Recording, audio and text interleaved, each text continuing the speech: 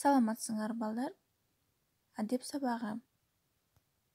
Сабактын темасы улуу кичүү менен мамилелешүү адеби. Улуу кичүү менен мамилелешүү адеби деген тема менен таанышасыңар. Ой жүгүртүүңөр өрчүп өнүгүп, бири-бириңерге туура мамиле жасоого көнүгөсүңөр. Улууну урматтап, кичүүнү ызаттоого тарбияланасыңар. Өз ара мамилелешүү учурунда сылык болуу, улууга урматтуу, кичүүгө ызаттуу болуу, сүйлөшүп жаткан адамдын сөзүн кунт коюп угуу, сөзүн ыгы жок бөлбөө, бирөөнүн пикирин сыйлоо, талаш-тартышта сабырдуу болуу, токтоолукту көрсөтүү, сөз билбеген муштуму менен коркутат, өзү сүйлөй бербей сөзгө конок берүү, өз оюн бирөөгө таңуулабоо, сүйлөшүп жаткан адамдын оюн түшүнүүгө аракет кылуу, сөздөн жаңылса ак жөп башта деп сөздү кайра ала билүү же кечирим суроо маданияттуулуктун белгиси.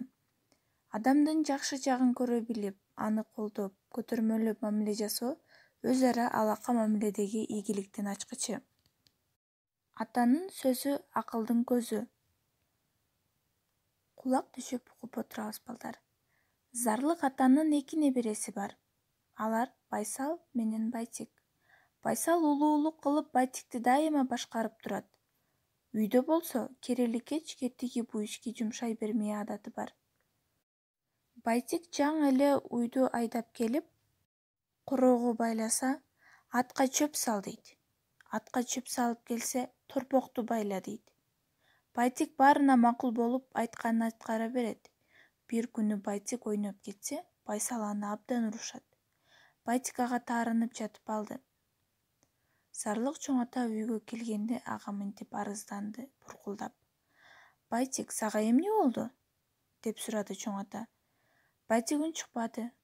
Анан Байсалга кайрылып, сен өзүң бирөө сөзүңдү уксун десең, катуу айтпай, уга тургандай сылык түшүндүрүп айтып жүр, деди. Ошондуктан балдар, орой сүйлөбөй, көңүлүнө тие турган сөздөрдү айтпай, сылык, жылуу жумшак, жакшы сүйлөгөнгө аракет жасайлы. Сүйлөшүп жатканда сылык болуп, бири-бирибиздин оюбузду укканга жана сүйлөшүп жаткан адамдардын ортосунда тоскоол болбоого, сөзүнү бөлбөөгө үйрөнөлү. Улууларды ар дайым урматтап, кичүүлөргө колдоо көрсөтүп, өзүбүздүн жардамыбызды аябайлы.